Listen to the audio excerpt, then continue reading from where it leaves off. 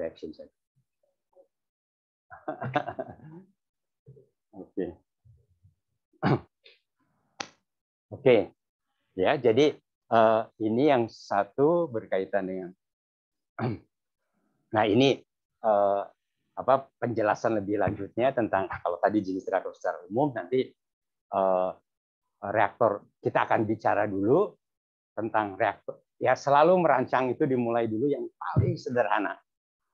Ya, reaktor ideal. Jadi itu yang paling sederhana.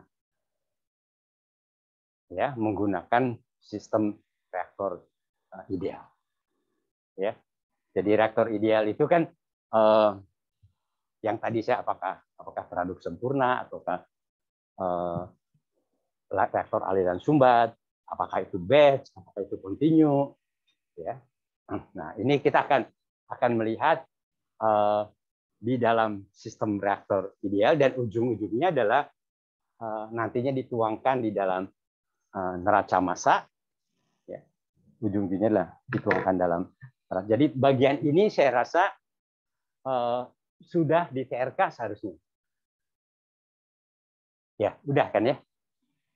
Teknik reaksi kimia tentang laju dan koefisien reaksi, molekularitas dan order reaksi, pengaruh temperatur, udah kan semua kan di teknik reaksi kimia.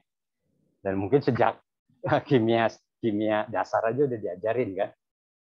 Ya, kalau A dan B itu adalah yang molekuler, pastikan A dan B reaksi itu menjadi order 2 kan ya, kalau satu mol itu molekul ketemu molekul yang lain. Ya. Jadi ini, tapi kita akan secara cepat melihat lagi ya tentang ini dan dimasukkan ke neraca massa, ya. Dan kemudian reaktor tunggal itu maksudnya adalah satu reaktor apakah teraduk sempurna ataukah aliran sumbat. Nah, ini gimana kalau disusun ada 2 reaktor teraduk sempurna kita susun. Kalau kita 3 bagaimana? Kalau paralel seperti apa? Ya, jadi paralel itu kalau ini kan misalnya, nah ini 3 kan. Nah, kalau paralel apakah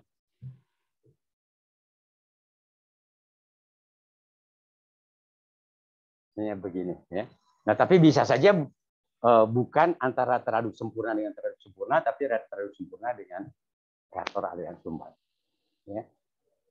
Nah, itu susunan reaktor untuk reaksi tunggal. Ini yang sederhana, reaksi tunggal dan reaksi yang sederhana. Nah, ini yang kita akan pelajari. Ya. Oke, mungkin yang silakan kalau ada pertanyaan, yang di rumah pun, yang lewat Zoom kalau ada pertanyaan.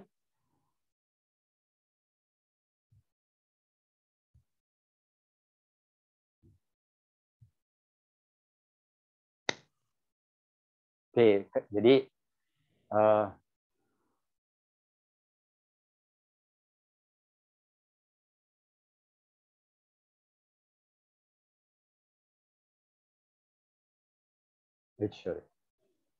di reaktor ideal kita bicara tentang enzim, ya. Jadi katalis itu ada 2. Ya, biokatalis itu ada 2. Biokatalis berupa enzim dan biokatalis berupa sel. Ya. Jadi intinya adalah pada inti yang dibicarakan di sini itu adalah mengekspresikan laju reaksinya. Ya, laju reaksinya itu seperti apa? Jadi laju itu kan ujung-ujungnya kinetika kan? Ya, kinetika, kemudian apakah terjadi inhibisi dan sebagainya, ya.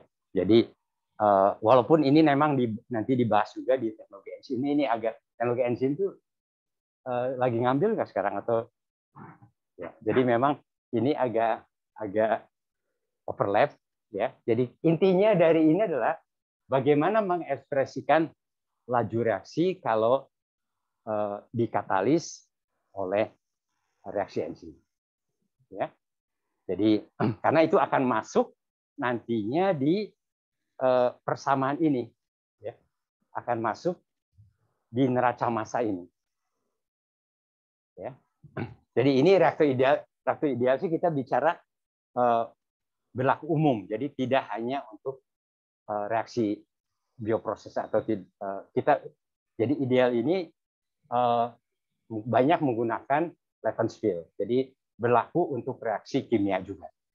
Ya, karena Anda adalah teknik kimia, maka tetap harus mengetahui tentang reaktor-reaktor kimia. Ya. Nah, kemudian kita akan masuk ke perbedaannya adalah kita akan masuk menggunakan biokatalis. Nah, biokatalisnya adalah salah satunya enzim. Nah, enzim bagaimana mengekspresikan persamaan reaksi enzimatik. Jadi ini yang kita akan perlukan, ya, karena persamaan reaksi itu nanti bisa kompetitif, ya, bisa non kompetitif, bisa terjadi inhibisi, bisa juga inhibisi produk dan sebagainya. Tapi yang penting adalah menggunakan atau mengekspresikan persamaan reaksi ini yang nanti masuk ke neraca massa. Ya. Jadi laju reaksinya seperti apa? Karena itu yang penting, karena memprediksi apa yang terjadi di dalam reaktor itu, katakanlah ini C0, ini kemudian menjadi C yang keluar, maka merubah C0 menjadi C1. C0 adalah reaktannya, atau kita menyebut kalau kita menyebutnya substrat, ya. Jadi perbedaan di teknik kimia dengan di bioproses, menyebutnya, kalau teknik kimia menyebut reaktan, kalau di bioproses menyebut substrat. Ya, kadang-kadang itu istilah-istilah yang perlu diketahui juga. Ya, jadi reaktan itu ya sama dengan substrat. Nah, merubah dari reaktan atau substrat S0 menjadi keluaran S1 atau SE, begitu ya, berubah gini. Ini kan sangat dipengaruhi oleh tentu wadahnya, ya, tentu wadahnya, ya, apakah dia teraduk sempurna, apakah aliran sumbat, tergantung juga berapa lama, ya, volumenya. Terus apalagi bergantung pada apa lagi?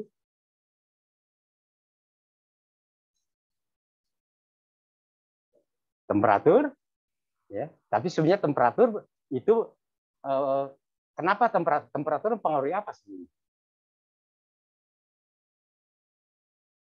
Kenapa?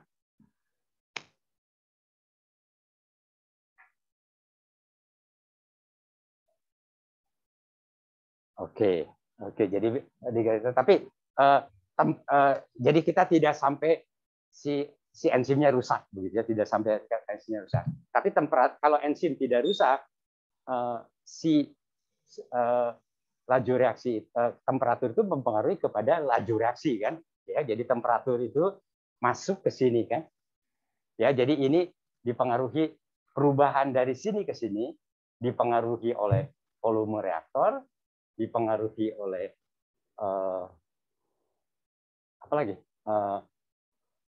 Laju reaksi. Ya, laju reaksi ini kan fungsi dari temperatur, ya, salah satunya, ya. Terus kemudian berapa lama? Nah, berapa lama itu ditentukan oleh laju alirnya, ya. Jadi laju alir berapa lama dia tinggal di dalam sistem, betul nggak? Ya, logika aja. Jadi kalau saya mau mereaksikan di suatu wadah,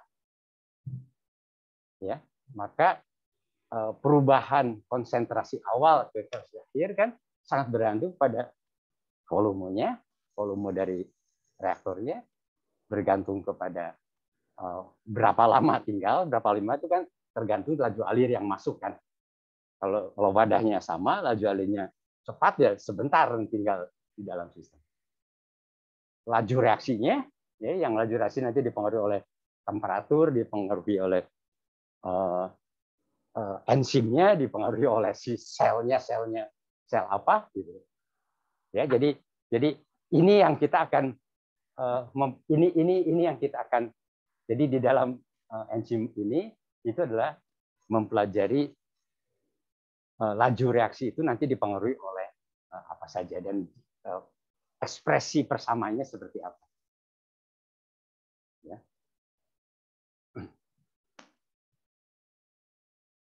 Nah, kalau ini sebenarnya salah satu, ini akan banyak dibahasnya di teknologi enzim, karena enzim itu mahal, enzim itu pada umumnya larut, maka sangat sayang kalau si enzim itu hanya sekali pakai. Jadi si enzim diimmobilize, jadi ditempatkan di suatu, ditambatkan atau diusahakan si enzim bisa dipakai lagi. Ya, itu yang dinamanya immobilize.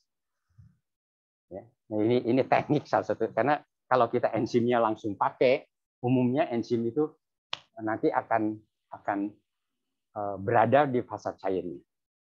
Dan sayang kalau terus langsung kita buang. Nah, jadi nanti ditambatkan si enzim, diimmobilize.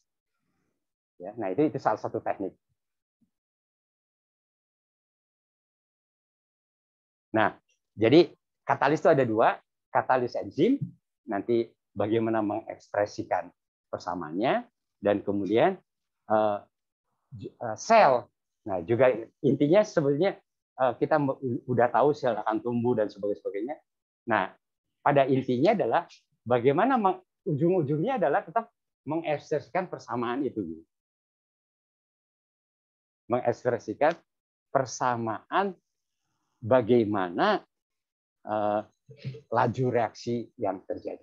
Apakah laju reaksinya pengurangan substratnya, laju reaksi pembentukan produk, ya, yang karena nanti, tetapi kita tahu bahwa laju reaksi ini, ya, jadi kan substrat itu bisa membentuk sel, ya, bisa membentuk produk gitu.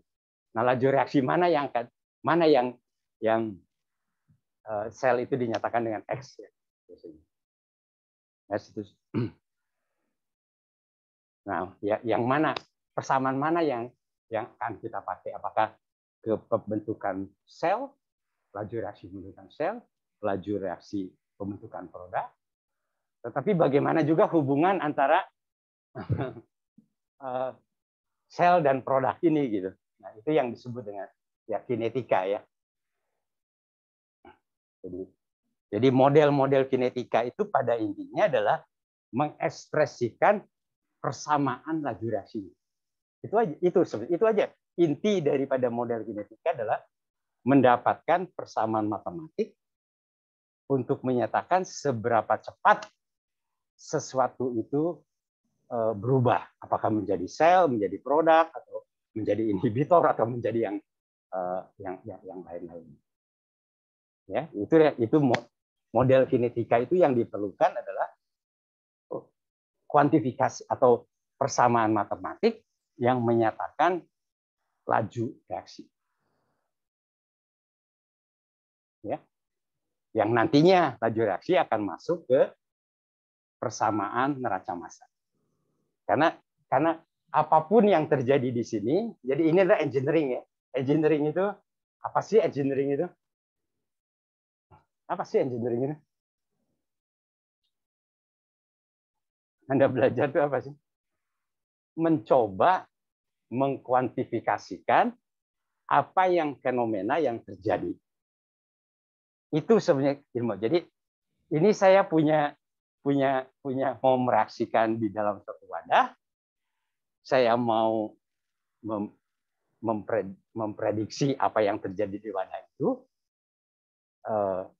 Engineering adalah bagaimana mengkuantifikasikan, ya, mengkuantifikasikan apa yang akan terjadi di dalam sistem.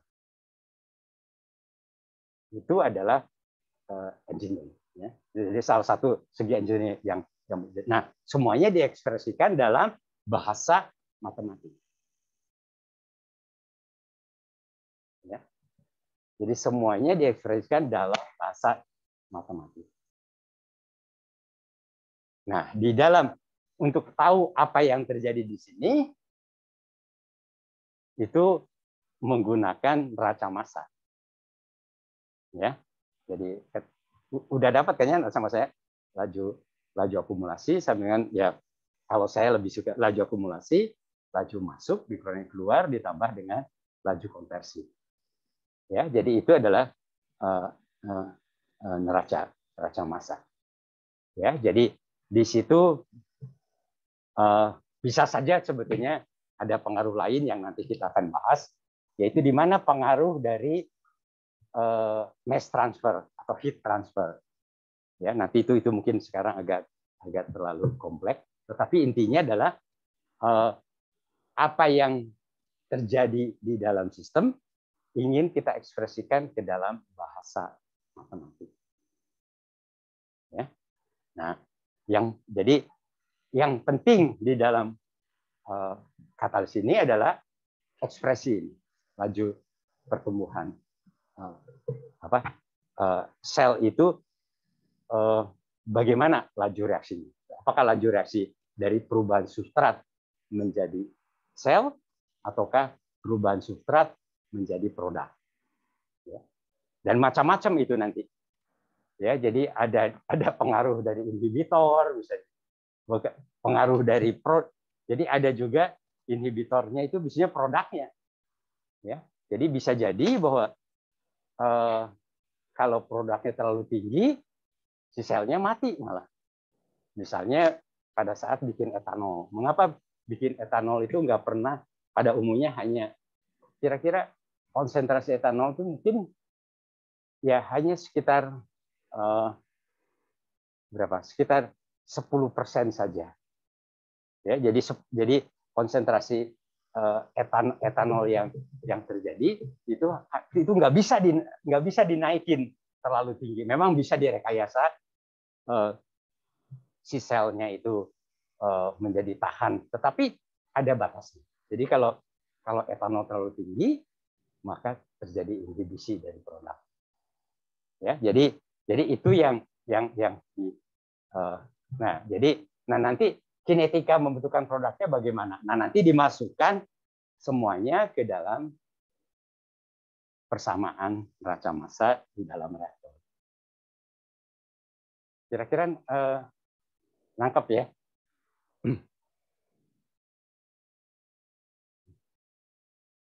Ada pertanyaan?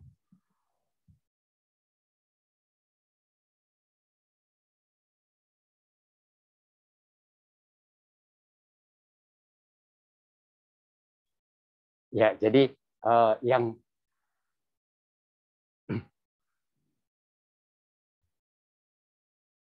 berikutnya adalah sudah lebih kompleks ya. Jadi menganalisis relatif lebih ya melakukan analisa. Yaitu kalau nanti bioreaktor ya apapun si katalisnya tadi ada dua ya. Jadi ada katalis enzim dan ada katalis selnya. Ya, jadi dua gitu. Nah kita lakukan yang ya tadi nanti bagaimana semuanya itu kalau kita laksanakan dengan batch. Bagaimana kalau continue? Continue juga bagaimana kalau si continue-nya teraduk sempurna? Bagaimana kalau reaktor aliran sumbat ya, atau plug flow reaktor? Bagaimana kalau digabung? Bagaimana kalau seri? Bagaimana kalau paralel dan sebagainya? Dan bahkan sebetulnya bisa diketahui kalau laju reaksinya seperti ini, pilihan terbaik itu adalah susunan reaktornya seperti apa. Apakah lebih baik seri? Apakah lebih baik paralel? Dengan mengetahui jenis laju reaksi atau mengetahui laju reaksi. Ya, jadi kita bisa melakukan pilihan reaktor. Ya, walaupun nanti dalam beberapa hal di industri bioproses itu masih banyak yang menggunakan batch. Ya, itu karena ada kendala-kendala tertentu. Nanti kita akan bicara. Walaupun yang continue mungkin lebih produktif, ya produktifnya lebih tinggi, tapi ada constraint tertentu batch yang menjadi pilihan. Ya, jadi ini macam-macamnya. Ada proses, kalau misalnya kita bicara sel, maka bisa proses continue, si selnya kita recover ya, karena jadi kalau kita nanti di reaktor, nah jadi sangat sayang maka si sel itu dipakai lagi. Ya, jadi si selnya tidak dibuang tapi diambil. Ya, ini yang dengan cycle. Ini dengan multi tahap. Oke, jadi itu yang tentang bagian kelima. Nah, ini sebenarnya bagian agak lain. Jadi mungkin sebelum masuk itu, jadi saya summary-kan. Jadi pada intinya adalah kembali kita perlu mengenal berbagai jenis, atau yang pertama dulu adalah harus dimulai dulu dengan perbedaan antara teknik kimia dengan di bioproses ini, itu adalah di katalisnya. Ya, jadi kita menggunakan jadi ada katalis kimia, ini yang kita pakai. Ini yang di teknik kimia ya. Kemudian biokatalis. Nah, biokatalis itu ada enzim, ada sel. Nah, yang kita pelajari di Schuler dan Cardy di bagian awal itu bicaranya enzim dan sel. Jadi sel pun sel sederhana, ya. Sel sederhana maksudnya adalah paling mikroba. Ya, yang dimaksud adalah sel sederhana itu mikroba. Nah, itu yang di bagian kita bicarakan di kuliah ini. Jadi hanya membicarakan sampai sel enzim dan sel mikroba. Pertanyaan yang berikutnya adalah, apakah berlaku kalau selnya lebih kompleks? Pengertian sel kompleks itu apa?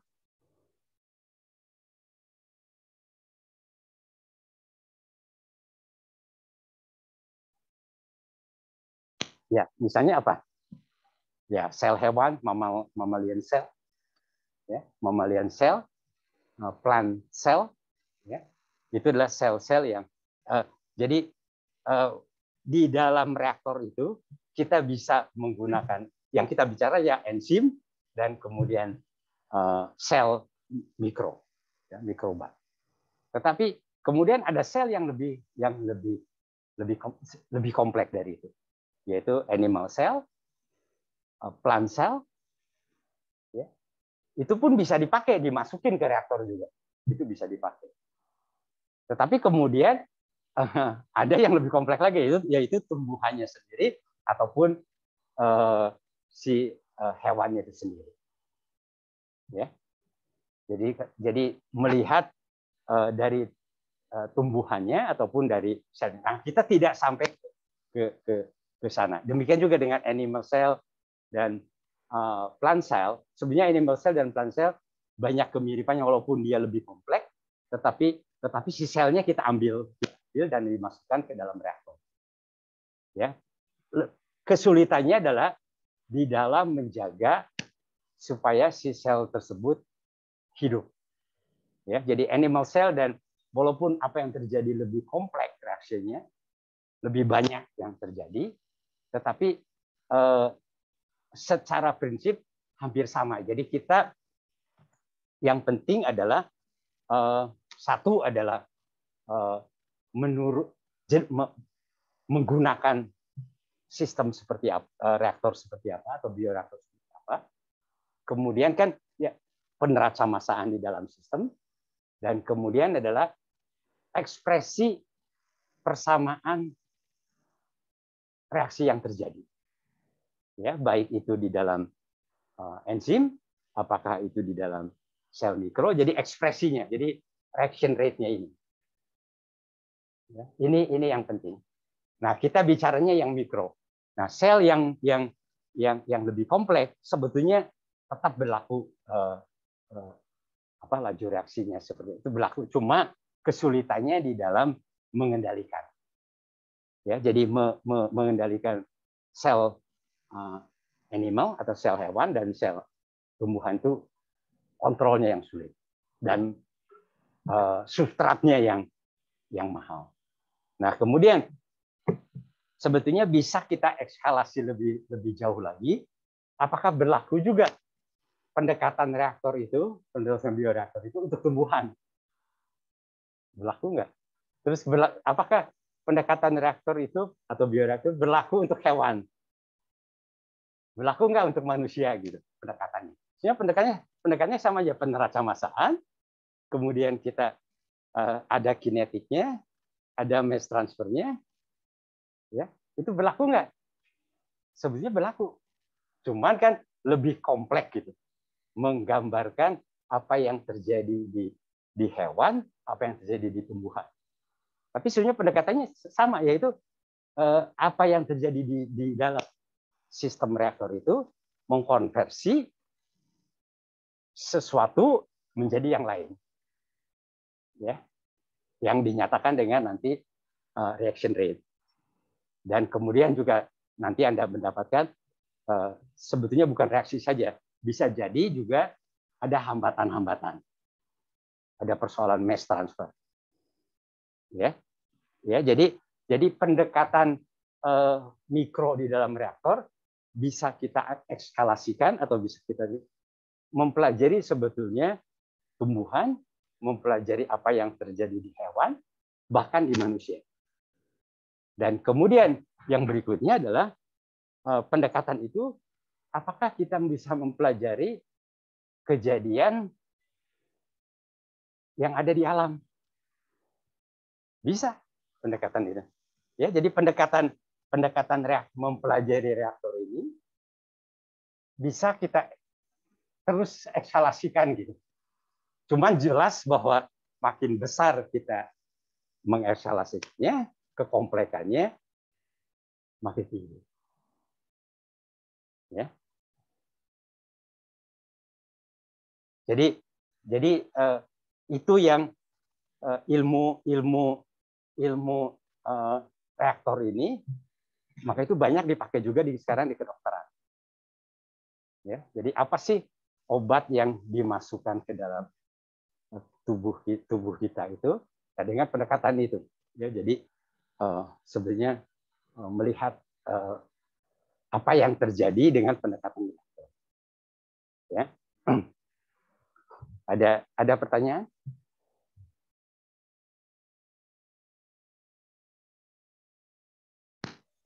Dan mungkin yang bisa juga adalah neraca ekonomi bisa nggak dengan pendekatan reaktor? Jawabannya bisa. Ya, cuman persoalannya adalah reaction rate, mengubah uang persoalannya adalah reaction rate, uang tersebut bertumbuh itu, apakah kita bisa memprediksi reaction rate-nya gitu. Apakah reaction rate kan uangnya bertambah begitu ya. Mungkin kalau dengan hanya pertambahannya dengan sekedar bunga yang fix itu gampang, tetapi kemudian kalau ada faktor-faktor lain bisa tidak sederhana. Nah, ini agak sedikit di luar, walaupun ini dibahas di Schuller dan Karki agak di awal. Maksud saya di luar itu adalah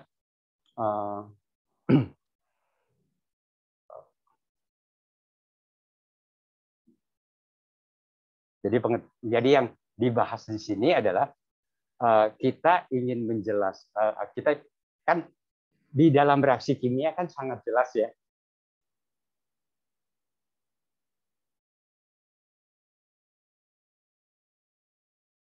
Tinggal kita tentukan stoichiometrinya ya.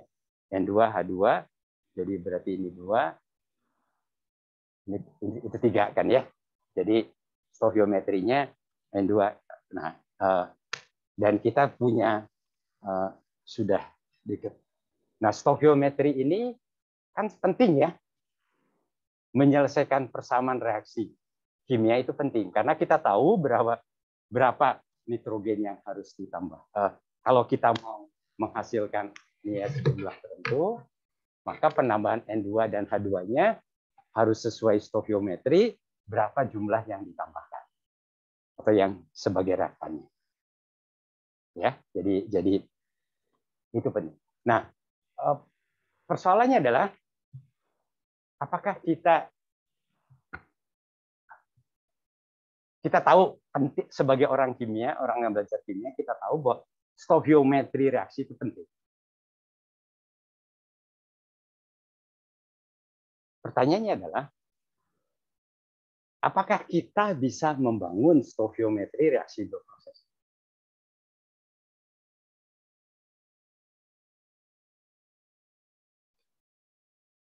Kita tahu pentingnya stoichiometri ya. Anda tahu ya, pentingnya stoichiometri. Jadi kalau saya mau ngasilin amonia sekian, maka N2-nya harus ditambah sekian, yang nggak bisa dipungkiri itu. Anda nggak bisa dapetin NH3 terus nambah H2-nya seenaknya, N2-nya seenaknya, nggak bisa kan? Harus ngikuti stoichiometri. Jadi harus tahu stoichiometrinya. Jadi kita mau nambahin N2-nya sebanyak-banyaknya, kalau H2-nya nggak cukup, ya pasti nggak jadi amonia yang kita inginkan. Sejumlah yang kita inginkan. Nah, jadi artinya di reaksi bioproses pun seharusnya kita punya stoichiometri reaksi. Betul nggak? Setuju? Ya, harusnya punya stoichiometri reaksinya seperti apa. Cuma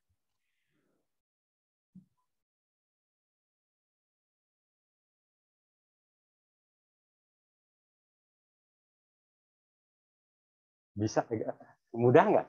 Atau apa kesulitannya? Apa?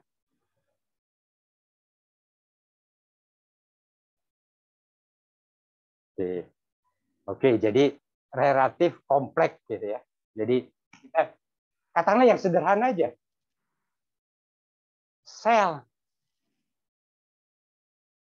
Selnya mau diekspresikan dengan persamaan apa gitu. Ya, kalau produknya mungkin kalau kita mau bikin etanol ya C2H5OH gitu. Ya. Tetapi si selnya mau diekspresikan pakai persamaan apa begitu. Ya, jadi ini yang kesulitan-kesulitan. Jadi pada tetap kita penting karena misalnya kalau reaksi kita pengen tahu berapa sih glukosa yang harus kita tambahkan. Kalau dia aerobik berapa sih oksigen yang harus kita supply. Karena kan di dalam reaksi bioproses itu selalu akan membutuhkan kalau aerobik ya, membutuhkan oksigen dan nanti membutuhkan sumber nitrogen.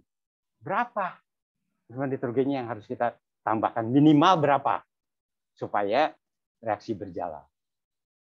Ya, jadi tetap bahwa kalau kita punya stoichiometri reaksi bioproses akan banyak bantu untuk paling tidak menambahkan minimal requirement. Berapa nitrogen yang harus, berapa sumber nitrogen yang harus kita berikan, berapa sumber fosfor yang harus kita berikan, berapa oksigen yang harus kita berikan, berapa CO2 nanti yang akan terjadi.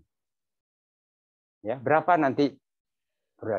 Nah, tetapi karena jadi kita lihat persoalannya adalah untuk sel saja persamaannya apa? Nah, kemudian disepakati bahwa kita hanya melihat unsur makro. Yaitu unsur makro itu hanya melihat senyawa, nanti sel itu diekspresikan dengan C, H, O, dan N. Ya, diekspresikan dengan C, H, O, dan N. Ya. Jadi kita akan membuat stoichiometri itu dengan unsur-unsur makro. Ya, dan nanti kita akan bisa dengan hanya melihat. Jadi sebetulnya kan kalau kita melihat CHON apa mewakili sel, kan sel itu perlu Fe, perlu nanti nikel, ada yang kernik-kernik, ada vitamin dan sebagainya. Itu persamaannya kayak gimana? Kita sebagai engineer, ya kembali lagi engineer itu adalah mencoba mengkuantifikasi. Ya, mengkuantifikasi itu tidak mungkin mencakup semuanya. Ya, cukup yang utama saja. Ya, ya di dalam memprediksi di dalam reaktor itu sebetulnya yang kita tebak plus minus 10% saja atau bahkan plus minus 20% saja sudah bagus daripada nggak tahu sama sekali. Ya, tinggal nanti merefine-nya. Oke, kita tahu plus minus 20% saja. Sebenarnya dalam engineering itu nggak ada yang fix bisa memastikan pasti begini. Jadi selalu ada errornya dan selalu ada plus minusnya. Ya, dan itu lebih baik dibandingkan dengan nggak tahu sama sekali. Ya, itu adalah engineering. Ya, jadi kita mencoba mengarahkan, mendapatkan arahnya ke sana. Itu belum tentu dia pasti ke sana. Mungkin nanti agak belok dikit, nggak apa-apa gitu. Ya, nggak apa gitu. Daripada ya udah belak-belak. Ya pokoknya kita tahu arahnya dulu kemana. Jadi kalau kita mau mengoptimasi, tahu arahnya ke sana. Apakah pasti nanti jadi sangat-sangat tinggi? Belum tentu. Tetapi itu dengan tool matematika kita pakai, kita tahu arahnya mau kemana. Nah, jadi itu kesepakatannya. Jadi kita hanya melihat dari unsur makro. Jadi nanti kita akan membangun persamaan stoichiometri itu dengan melihat pada unsur-unsur makro, yaitu C, A, O, dan N. Nah, dengan kesepakatan itu, maka memungkinkan nanti kita membangun stoichiometri reaksi mikrobial ini. Dan nanti akan dibantu juga dengan termodinamik. Data-data termodinamik itu akan membantu kita untuk tahu kalau kita punya A ditambah B, C tambah D, kan ini kan kalau stoichiometri kita harus menyelesaikan ini kan. Ya, jadi koefisien reaksinya. Nah, ini bisa dibantu nanti salah satunya untuk memprediksi penyelesaian stoichiometri ini, kita akan dibantu dengan termodinamik ini. Ya, nanti kita akan bisa mendapatkan persamaan reaksinya. Ya. Ini adalah toolnya. Degree of reduction salah satu cara untuk menyelesaikan stoichiometri. Ya, jadi intinya adalah ini adalah untuk mendapatkan reaksi stoichiometri di dalam reaksi bioproses dari unsur makro. Ya, karena kita penting berapa oksigen yang minimal yang harus kita berikan, berapa sumber nitrogen yang kita berikan, berapa nanti gas yang terjadi, berapa sel yang nanti tumbuh dan sebagainya. Ya, itu yang akan kita bahas.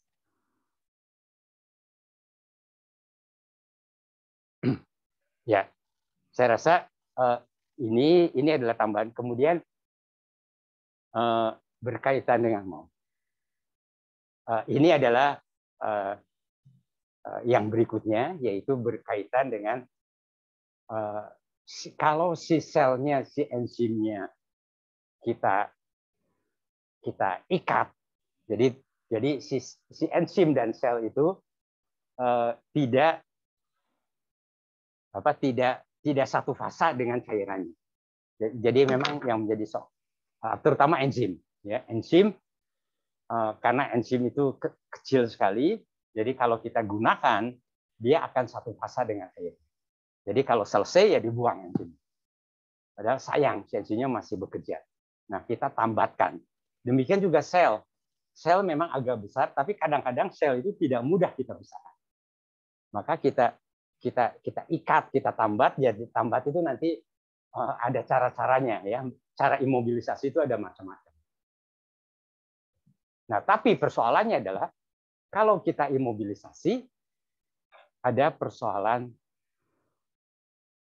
apa? Kita bayangkan aja, kalau kita reaksi, ya, ini adalah enzim atau sel, kemudian ini substrat, kemudian nanti kan bereaksi. Nah, sekarang si selnya ini kita tambatkan tuh misalnya diimobilize pakai polimer. Jadi si enzimnya atau si selnya ada di suatu bentuk bola. Akan ada persoalan apa? Jadi kan reaksi itu sebetulnya katakanlah kalau enzim, ya, ini akan dibantu dengan enzim, nanti enzimnya lepas lagi dan menjadi produk, kan? Begitu, ya.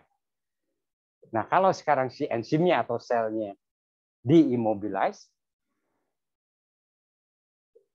apa persoalannya yang akan terjadi?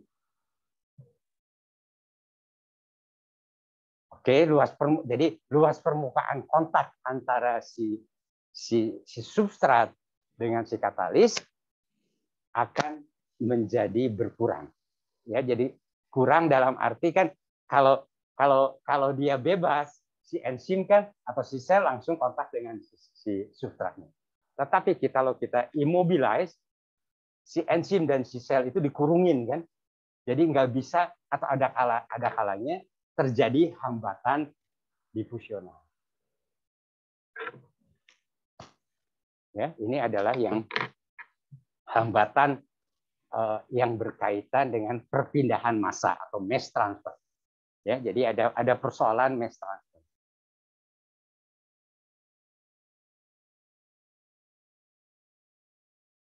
Nah, ini yang kita akan pelajari. Belum dapat ini. Mass transfer, perpindahan belum dapat, ya. Jadi perpindahan difusional saya rasa akan dapat di semester berikutnya. Nah, itu yang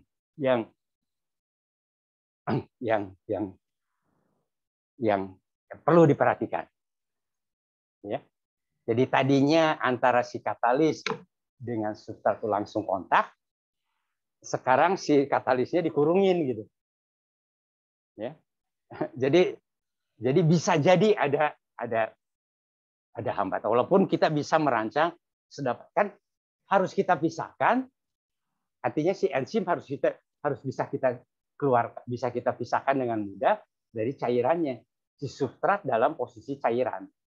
Jadi si substrat itu berada dalam fase cair. Nah, kalau si katalisnya pengen bisa kita pisahkan, si katalisnya harus terikat pada suatu padatan, kan? Supaya gampang misah. Paham nggak? Paham nggak? Jadi kalau si enzim, kalau ini dua-duanya fase air, nanti kan ini memang dia, tapi kan kalau ini fase air, misahin E dan P-nya itu kan kecil, kan, molekulnya. Susah memisahkannya. Nah, si E-nya kita kurungin, gitu.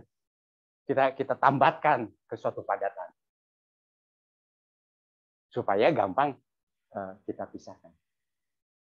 Ditambatkan ini bisa macam-macam, nanti ada juga yang ditambatkannya di permukaan, gitu. Jadi ini gini, ini enzimnya di sini. Ada juga yang enzimnya di dalam, gitu. Ya, bisa enzim, bisa sel. Ini bisa enzim, bisa sel juga. Ya, Nah, jadi bisa kita pisahkan. Ya, jadi enzim dan selnya bisa kita. Nah, tapi persoalannya akan ada hambatan difusional. Ya. Gampang bisa, ya, memisahkan antara produk dengan si katalisnya, tapi akan ada hambatan. Nah, itu yang di engineering itu gimana menambatnya. Jadi kita paham akan ada hambatan difusional. Tapi bagaimana memperkecil hambatan ini. Bagaimana memperkecil hambatan ini? Bagaimana? Itu yang harus direkayasa.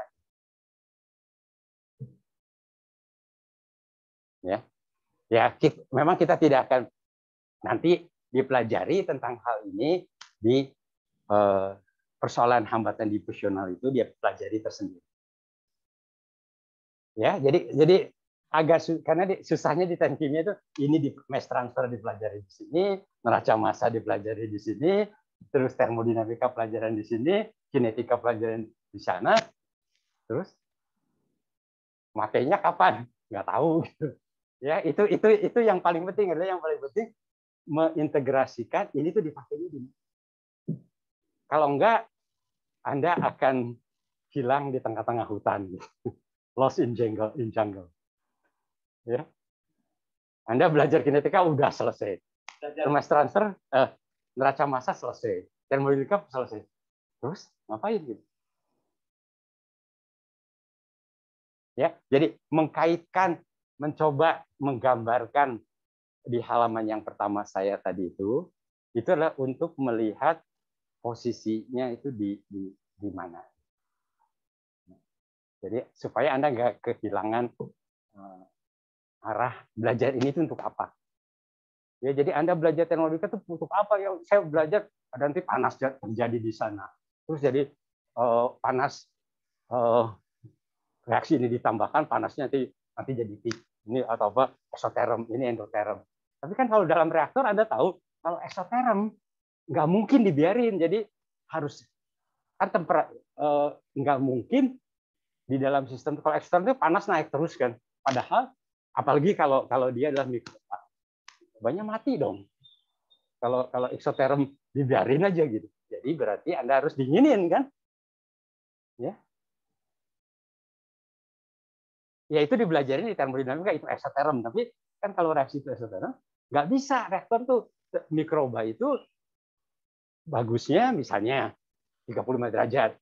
Berarti kalau kita biarin eksoterm dibiarin aja, terus nanti temperaturnya jadi 50-60, ya selnya mati semua gitu.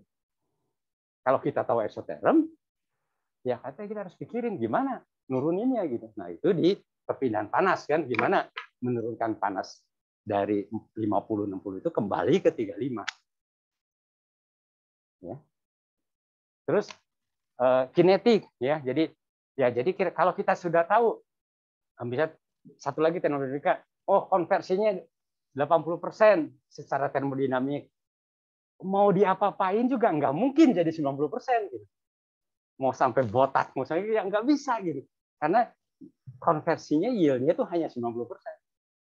Nah, kalau mau ke 90, apa yang harus dilakukan? Apakah temperaturnya harus dinaikkan atau apa gitu. Tetapi harus di termodinamika data itu memperlihatkan bahwa itu 80%.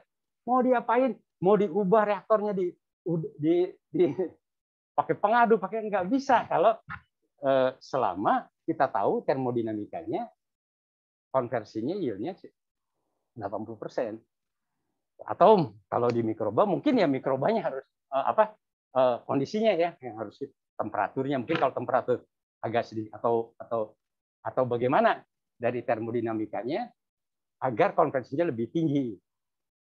Ya, jadi itu yang harus dilihat. Ya, jadi data-data seperti itu keterkaitan itu penting. Demikian juga kalau difusional. Kita tahu ada hambatan difusional.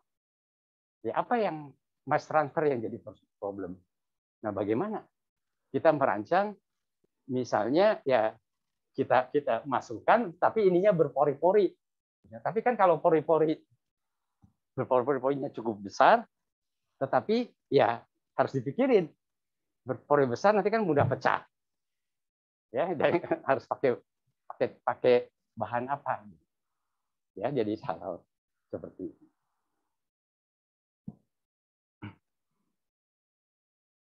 Nah, kembali lagi bahwa sistem ini bukan hanya untuk reaktor bioproses, ya. Jadi bukan hanya untuk bioproses, tetapi juga untuk reaksi kimia. Bahkan reaksi kimia banyak yang menggunakan sistem imobilisasi, walaupun mereka nyebutnya mungkin ya disebut dengan reaktor heterogen.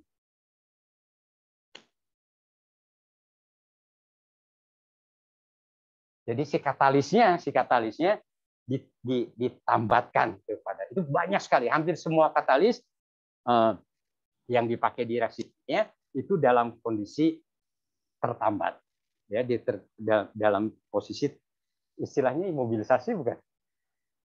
Kalau di katalis itu, kalau katalis yang ditempelin pakai sport ya, mereka tidak menyebutnya imobilisasi, jadi katalis heterogen, menyebutnya katalis heterogen. Jadi katalisnya ditempelkan pada suatu permukaan tertentu, pada spot media tertentu. Karena katalisnya itu kan biasanya logam mulia, bahkan ada yang platinum, ada yang bahkan emas, kan itu nggak mungkin si emasnya kita harus si platinumnya harus kita tambahkan agar bisa dipakai terus-menerus. Nah itu akan ada problem difusional, ya. Jadi pasti akan ada problem difusional. Ya disebut dengan katalis heterogen. Mereka disebutnya bukan imobilisasi tapi katalis heterogen.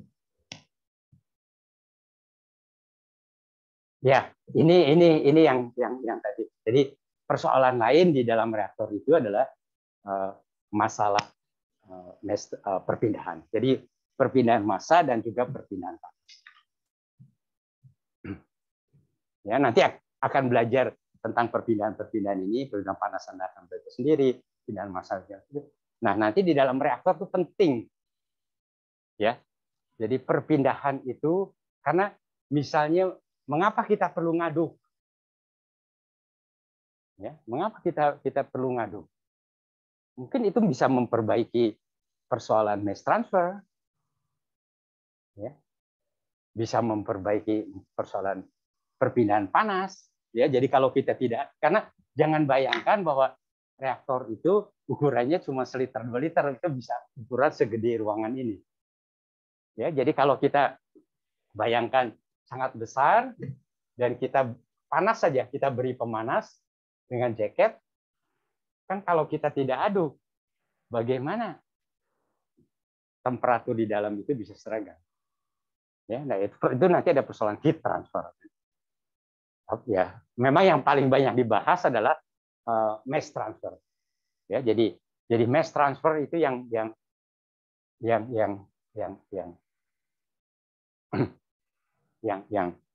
lebih mendominan atau hal yang penting juga. Ya sebenarnya heat transfer juga penting bagi ukuran yang reaktornya besar, itu heat transfer. Tetapi yang kita akan bicarakan lebih kepada mass transfer. Misalnya memindahkan oksigen. Oksigen itu fasa gas. Dan oksigen akan dipakai oleh sel. Sel itu kan fasanya padat kan. Nah, jadi dari gas harus pindah dulu ke air nanti jalan-jalan, nanti baru pindah dimanfaatkan oleh sel. Apalagi kalau selnya nanti terimobilisasi, nanti harus melewati lorong-lorong yang, nah itu persoalan mass transfer yang harus dipahami. Ya, jadi proses perpindahan itu sangat penting di dalam. Ya, saya rasa ini hal-hal mengenal aspek-aspek reaktor itu yang terutama yang umum ya. Jadi pengenalan saja di sini.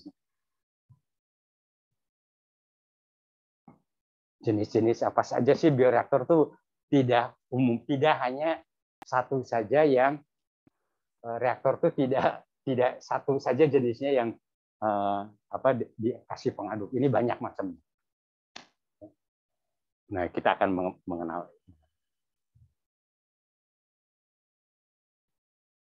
Ya, ini pun arahan saja kira-kira apa sih yang perlu dipertimbangkan di dalam memilih bioreaktor itu. Oke, saya rasa udah itu ya.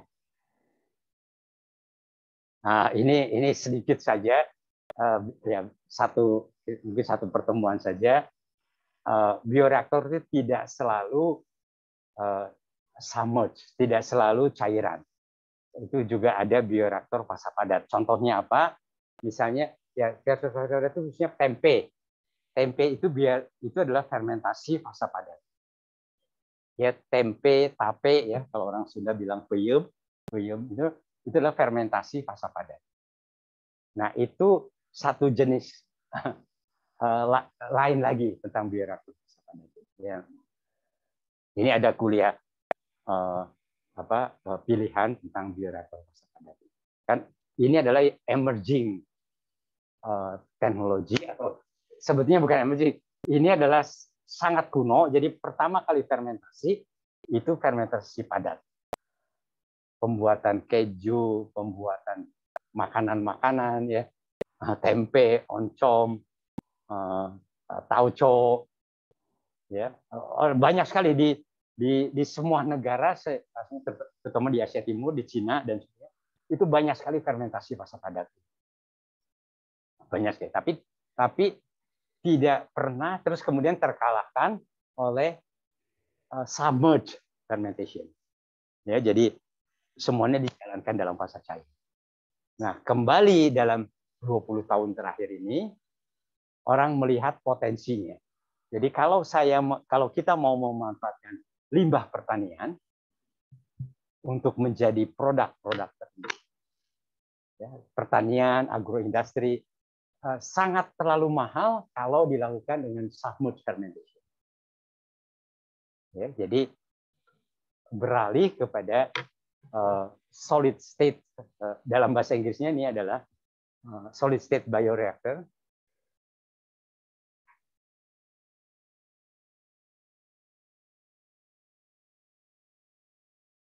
Atau fermentation. Jadi solid state. Jadi ini perkenalkan saja apa sih memang tentang bioreaktor fasa padat. Jadi kalau ada yang tertarik, nanti ada kuliah kuliah tersendiri. Tapi saya nggak tahu apakah akan ada summer course lagi. Ya, tahun lalu ada summer course khusus untuk bioreaktor fasa padat. Oke, Pak Wawan mungkin itu. Silakan, apa ada pertanyaan?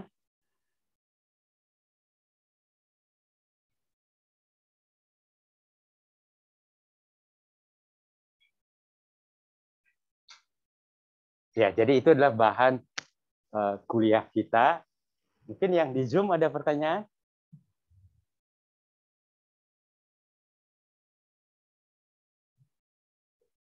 Jadi cuma 2 orang yang di Zoom? 3.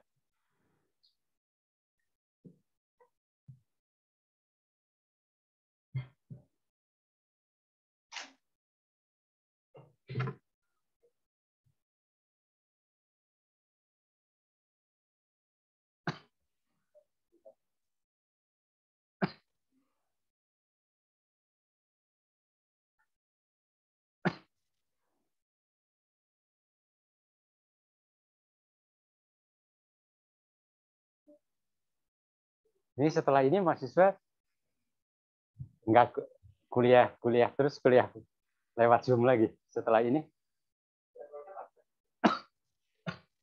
Apa? Oh.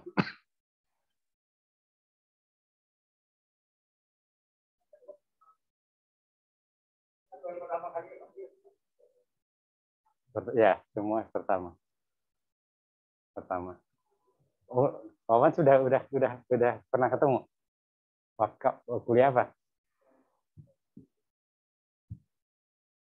Oke. Ya, karena ya saya belum pernah ketemu Anda. Ya. Jadi selama ini gimana? lebih senang di Zoom atau lebih senang di kelas? Lebih perhatian. Kalau di Zoom sih tidur sebentar tidur ya.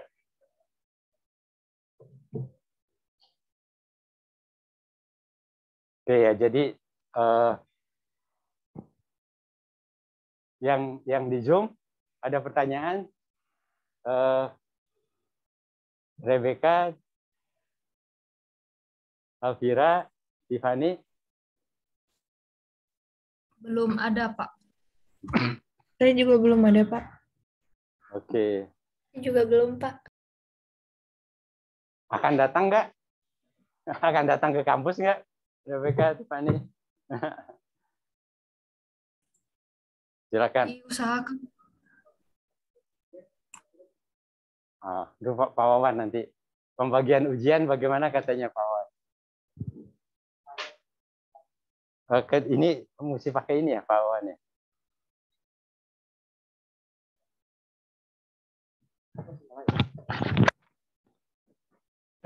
Yang di Zoom kedengeran? Terdengar, Pak.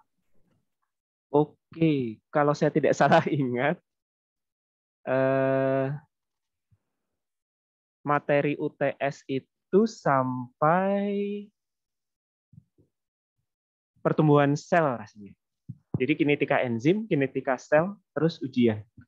Biasanya materi ujian yang pertamanya, kalau luring ya Pak ya, kalau luring itu closed book. Jadi karena kita sudah luring kembali ujiannya, jadi ujian yang pertama itu sifatnya closed book, nanti ujian yang kedua sifatnya open book.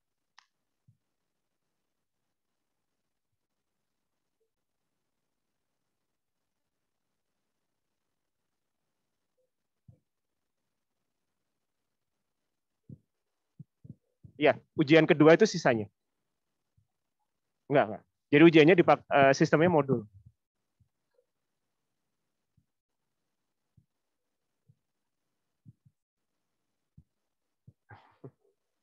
Terus karena diarahkan sama prodi, jadi ujian itu akan pakai di minggu tanggal 7 sampai 11 Maret. Sesuai jadwal UTS-nya ITB ya. Jadi nanti ada kemungkinan besar kalian selama 1 minggu itu isinya ujian terus. Karena luring Pak, karena takutnya kalau pakai sistem yang lama, kalau yang lama kan ujiannya semua mau dosennya ya. Jadi mau ujian kapan ujian. Takutnya kalian ujian harus ke kampus, setelah itu kuliah pulang, terus nanti balik lagi ke kampus buat ujian, terus nanti pulang lagi kan repot. Tapi karena mungkin kalau kelas ini bisa ujian dalam satu waktu ya, kan cuma 18 orang. Kalau misalnya mau diatur sebelum minggu itu juga boleh sih kalau kaliannya oke gitu. Daripada kalian di minggu yang paling nggak nyicil satu ujian sebelum minggu TS gitu. Ya. Ya bisa. Ya. Tapi nggak tahu yang lain itu kayak Rebecca itu akan. Oh, mereka akan dari Rebecca kalau nggak salah di Bandung kan, cuma tidak bisa masuk karena. Oke, yang dua lagi minggu depan akan ke Bandung. Oke. Mungkin sebentar Pak, biar Pak Chandra juga kenal, saya juga lupa ingat, bisa mulai kenalan dari mau dari depan atau mau dari belakang? Dari belakang. Silakan. Berdiri, kenalkan asalnya dari mana.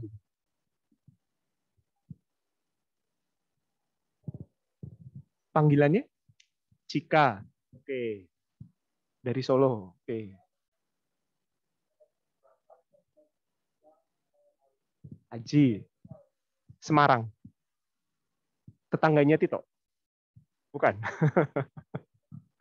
Oke, silakan yang ujung.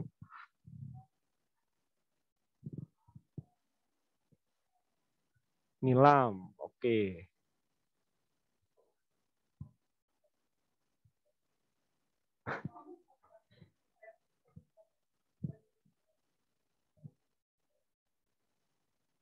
Icil. Oke.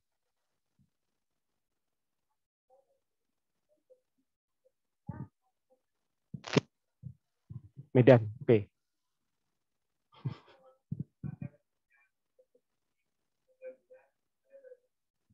Bian. Oke. Silakan.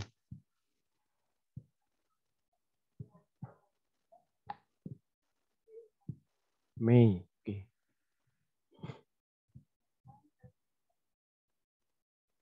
Iska.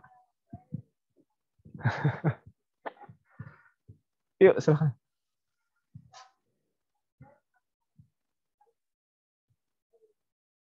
Jakarta, oke. Yuk, silakan. Kiki. Oke.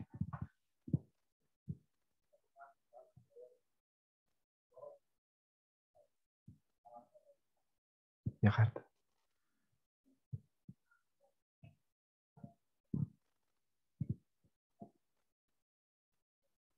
Bandung.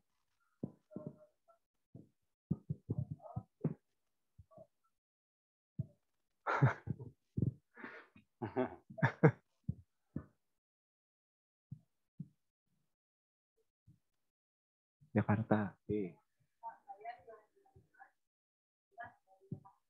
Bekasi. Mungkin yang di Zoom boleh memperkenalkan diri, silakan.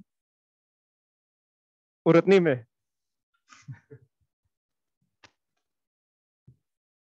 Halo, halo. Yang di Zoom bisa mendengar suara saya?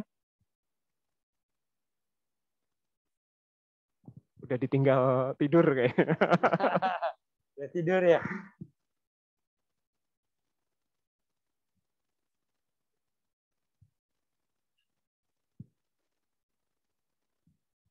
Silakan yang di Zoom. Masih ada nggak? Boleh deh Pak, dari saya. Oke. Mau on cam nggak Pak? Silakan Rebecca. Silakan, silakan.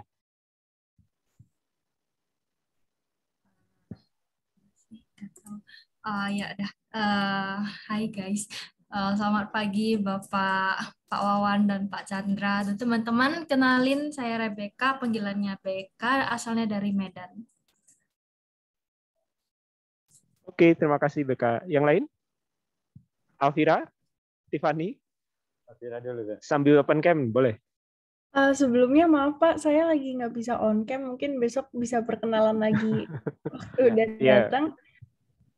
Nama saya Alvira Sita Marsi, biasa dipanggil Vira dari Jogja. Oke. Tiffany, silakan. Selamat pagi Pak Chandra, Pak Wawan. Perkenalkan saya Tiffany Juwana, panggilannya Tiffany dari Jakarta. Oke, terima kasih. Yang dari Bandung cuma satu orang, Pak. Sudah Pak, silakan. Oke, saya rasa cukup ya hari ini. Kami